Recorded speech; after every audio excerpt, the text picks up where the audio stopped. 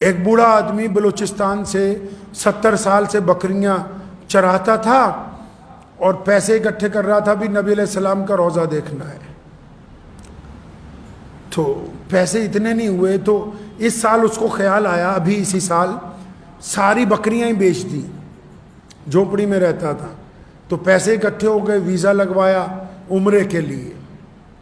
تو گاؤں کے سرپنچ نے کہا کہ واپس آ کے کیا کھانا پینا ہے, یہ تو سارا ہی مال مویشی بیچ دیے, سب کچھ بیچ دیا, اکیلا آدمی 80 سال کی عمر ہے, سب کچھ بیچ دیا.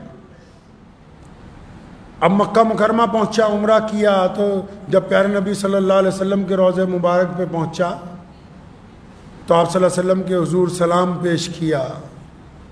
تو وہاں مدینہ منورہ میں کوئی عرب بیٹھا ہوا تھا. جب اس نے دیکھا تو 80 سال کا بندہ ہے, سر پر رومال ڈالا ہوا اور اپنے گاؤں کا روایتی لباس آبا پہنا ہوا ہے.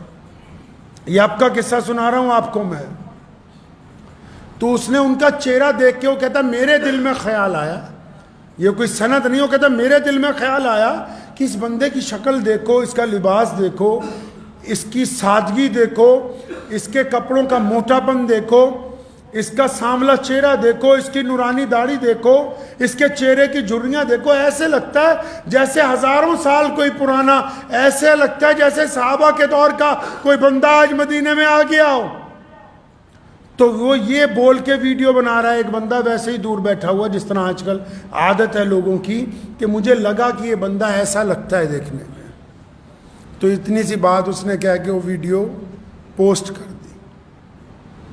24 گھنٹے میں 57 اسلامی ملکوں میں اس ویڈیو نے اتنا ٹرینڈ کیا, مطلب اتنی زیادہ چلی کہ وہاں کی حکومت کو, وہاں کے گورنر کو, اس بوڑھے آدمی کو ڈھونڈنے جانا پڑا کہ یہ تو رسول اللہ کا مہمان ہے, کہاں ٹھہرا ہوا ہے.